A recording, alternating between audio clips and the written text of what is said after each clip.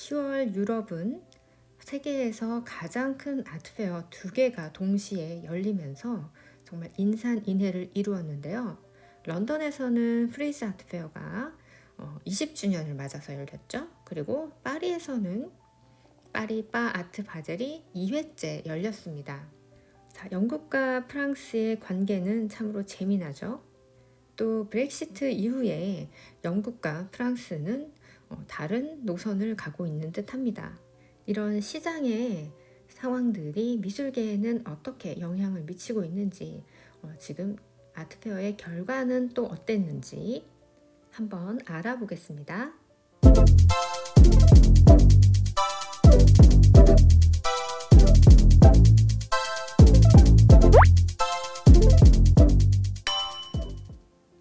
안녕하세요. 알테나 씨가 만드는 미술 투자로 부자 되기 아티스트 TV입니다.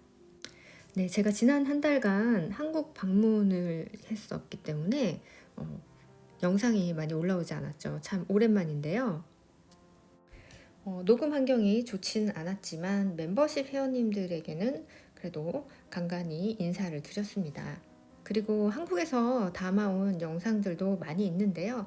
제가 그 부분은 코멘트를 좀 달아가지고 또 편집을 해서 여러분들께 올려드릴 예정이에요. 아트 선재에서 지금 열렸던 서용선 작가님의 개인전이 굉장히 이 외국 분들에게도 강렬하게 인상을 남기고 인기가 많은 것을 보고 굉장히 놀랐는데요. 그 부분에 대해서도 좀 언급을 하면서 여러분들께 다음 영상에서 또 한국 전시에 대한 소식을 전달해 드리도록 할게요. 그리고 지금 현재 뉴욕에서 너무 좋은 전시들이 많이 열리고 있어요.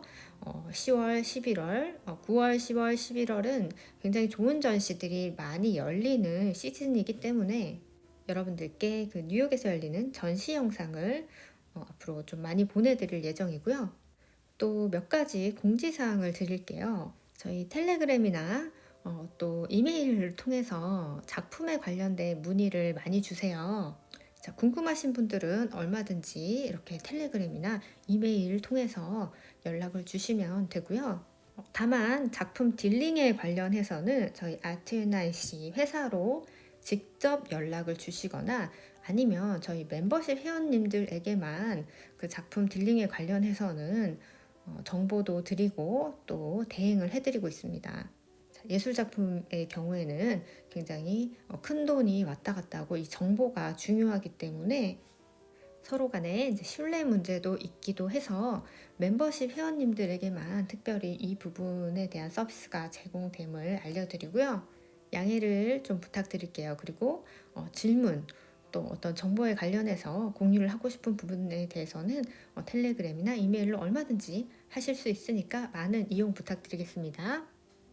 네, 얼마 전에 이제 막을 내린 파리 바 아트 바젤, 쾰른 아트페어가 이렇게 파리 바 아트 바젤로 바뀌었죠.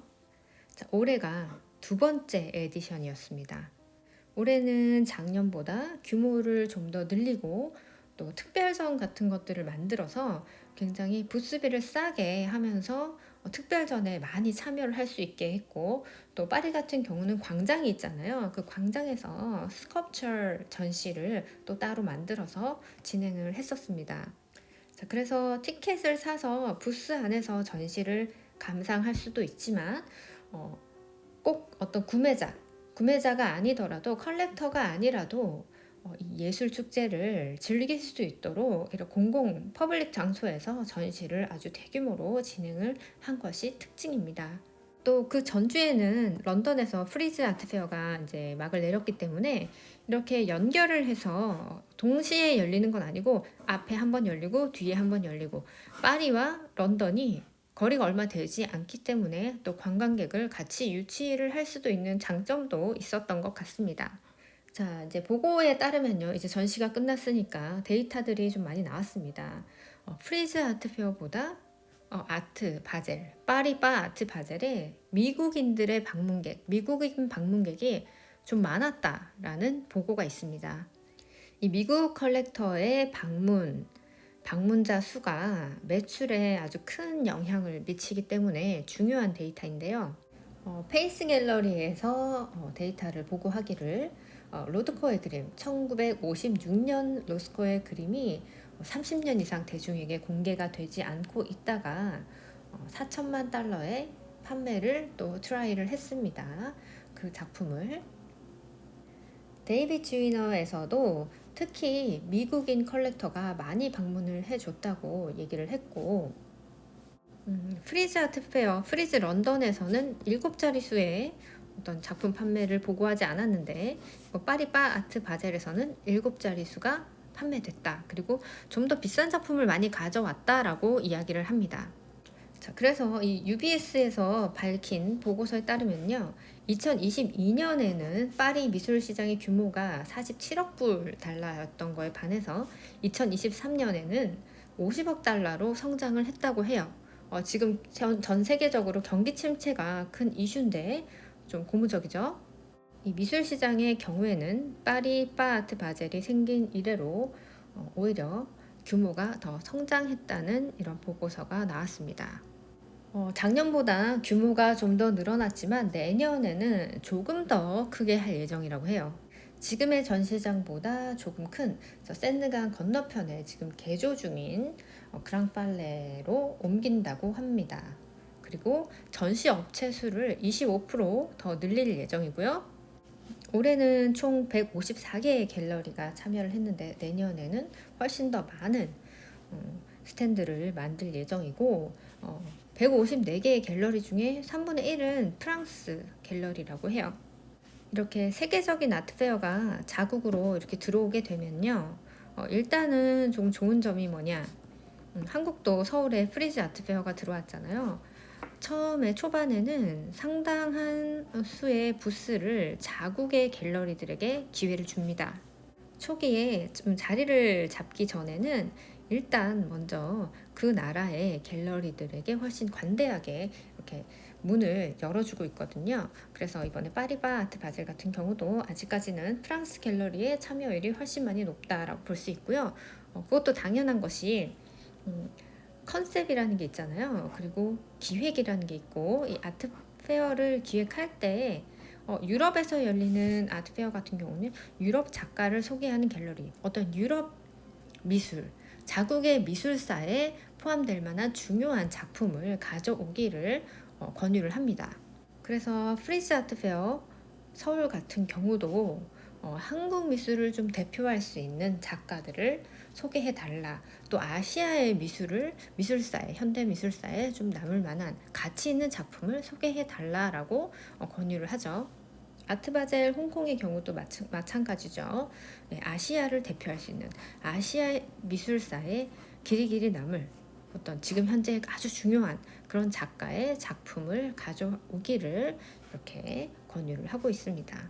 그래서 이 자이언트 아트페어들이 이렇게 지역에 있는 아트페어들을 지금 사실 장악하고 있는 모습이긴 한데, 그게 꼭 나쁜 것만은 아닌 것이 이런 수준이 있고, 하지만 또 그 나라에 맞는, 또 그 지역에 맞는 로컬 작가들을 소개를 많이 하려고 하는 노력들을 보여주고 있습니다.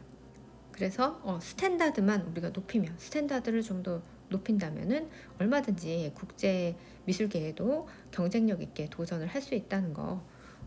그런데 이제 아직까지는 K 아트가 뭐 인기가 많다 어쩐다 하지만은 사실 지금 그렇게 인지도는 이 서울이라는 도시의 브랜드, 미술에 관련해서요.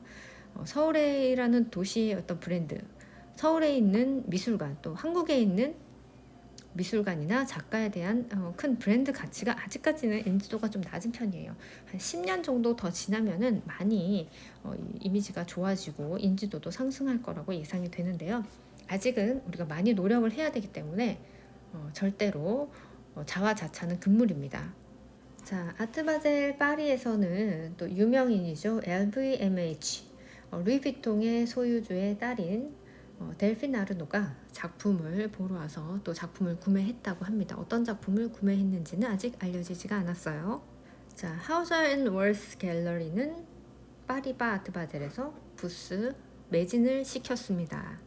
가장 비싼 작품으로는 조지 콘도의 작품을 230만 불에 판매를 했다고 해요.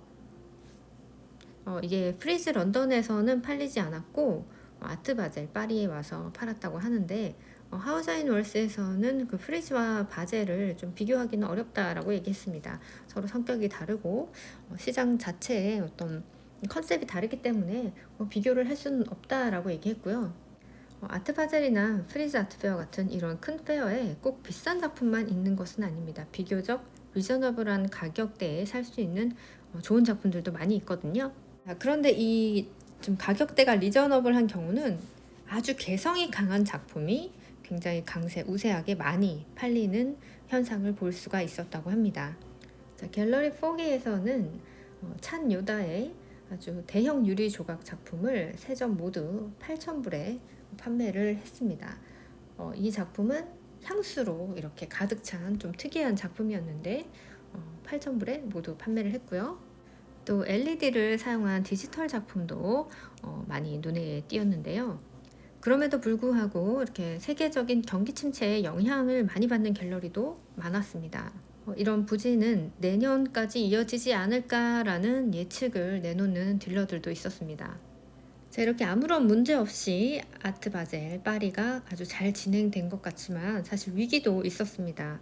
지금 현재 이스라엘과 팔레스타인이 전쟁 중이잖아요. 파리에서는 난민들을 굉장히 많이 받아들였고 지금 파리 외곽 지역에서는 유혈 사태가 많이 일어나고 있는 상황이었습니다. 그래서 이렇게 비극적인 사건이 발생한 이후에 10월 13일에 한 프랑스 교사가 중학교 학생의 칼에 찔려서 사망하는 일도 있었고요.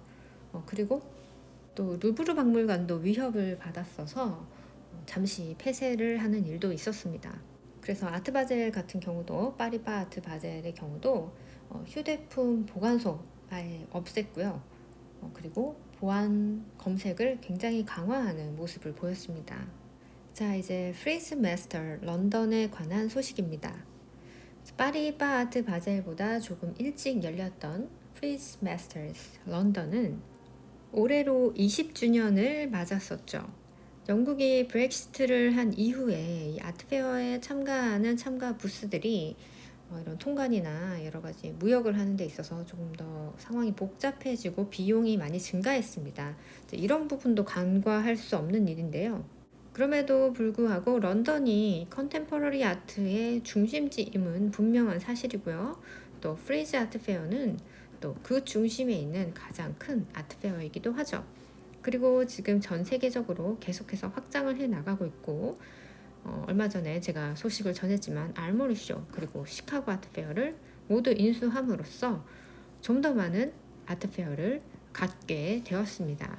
지금으로부터 20년 전에 프리즈 아트페어가 처음 시작이 되었었는데 그때도 런던은 전 세계 미술의 중심지로서 역할을 톡톡히 해내고 있었는데 전 세계적인 이런 미술 박람회 인터내셔널 아트페어가 없었습니다.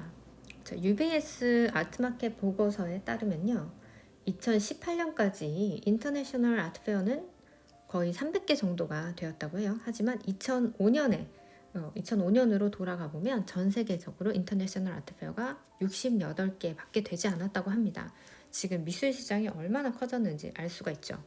처음 프리즈 아트페어가 시작됐을 때 잔디밭 공원에 특수한 텐트를 제작해서 그 텐트에서 전시가 열렸어요. 근데 그 텐트가 굉장히 센세이션했던 게 뭐냐면 이 조명 때문이었는데요. 낮에는 자연광이 들어옵니다. 그리고 밤이 되면 살짝 노란 불빛을 만들어내는데 텐트가 상당히 아름다웠습니다. 뉴욕에서도 지금 전시장을 옮기기 전에 코로나 팬데믹 이전에는 랜더스 아일랜드라고 잔디밭이 넓은 거긴 사람이 안 사는 곳이거든요.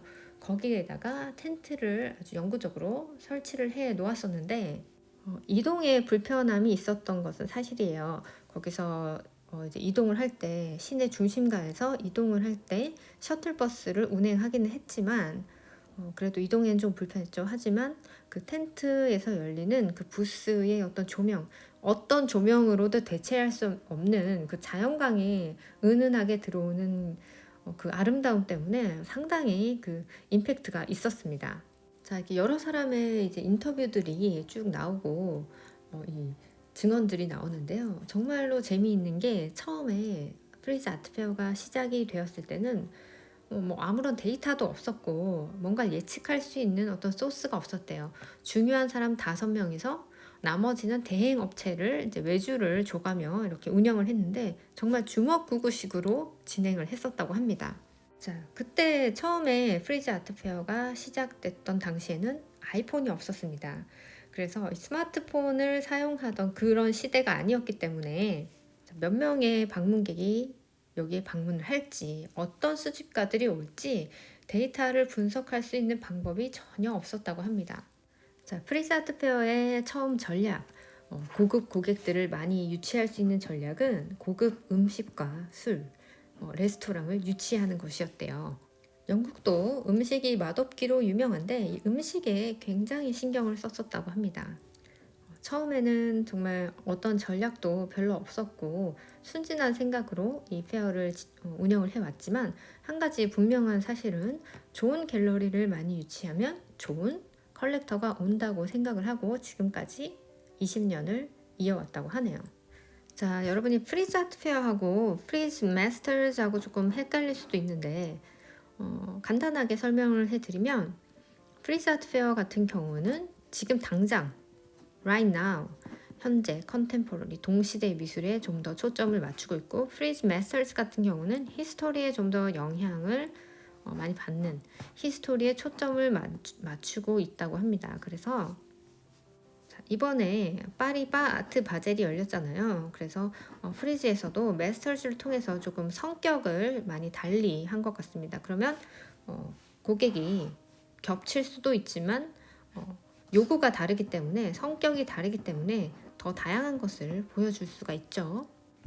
이번 런던 프리즈 위크에서 가장 큰 소득을 올린 곳은 아트페어가 아니라 소더비입니다. 소더비에서 정말 매출을 많이 올렸어요. 언론에서는 이렇게 표현을 했어요.